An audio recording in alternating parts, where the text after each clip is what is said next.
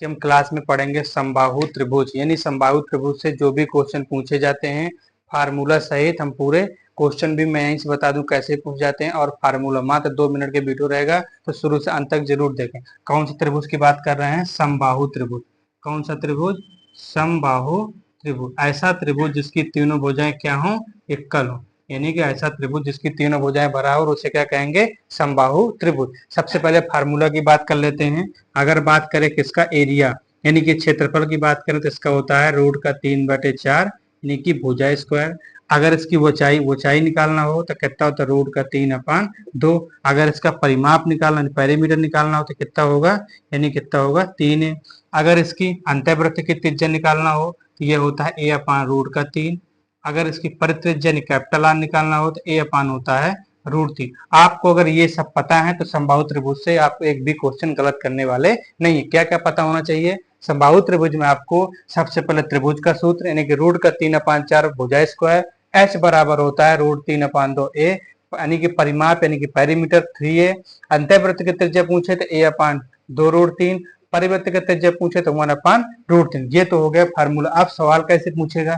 वो आपसे कहेगा कि समबाहु त्रिभुज है जिसकी भुजा यानी a बराबर दे देगा 4 सेंटीमीटर। आपसे पूछेगा बताओ इसका क्षेत्रफल कितना होगा, यानी कि इसका एरिया कितना होगा। तो कैसे याद करेंगे?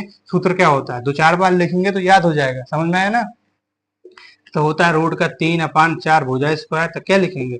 √3/4, एक की जगह कितना रख देंगे? 16, यानी कि 4, तो कितना हो जाएगा? 16। तो 4 से 4 कटा तो कितना हो जाएगा? 4/√3। ये आपका क्या आएगा? Centimetre square. ये तो लिखना बिल्कुल ना भूलें, क्योंकि जो स्क्वायर होता है वो सेंटीमीटर स्क्वायर, यानी कि जिसमें होगा, अगर ये सेंटीमीटर में है तो सेंटीमीटर स्क्वायर, मीटर में होता है तो मीटर स्क्वायर। ये आपको ये अगर याद है तो समबाहु त्रिभुज में आप कोई भी सवाल गलत नहीं करने वाले हैं। तो अब आपका दूसरा सवाल क्या पूछेगा?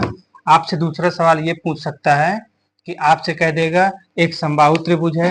कौन सा त्रिभुज है? समबाहु त्रिभुज जिसकी ऊंचाई, यानी कह देगा ऊंचाई उसकी कितनी है? ऊंचाई दीजिए यहाँ से यहाँ तक दे देगा 5 सेंटीमीटर। फिर इससे कहेगा आप बताओ इसकी भुजा की लंबाई बताओ। तो मैंने क्या बताया? जब भी अगर आपको ऊंचाई दे दे, भुजा की लंबाई पूछे, तो क्या होता है? h बराबर होता है √3/2, यानी कि a।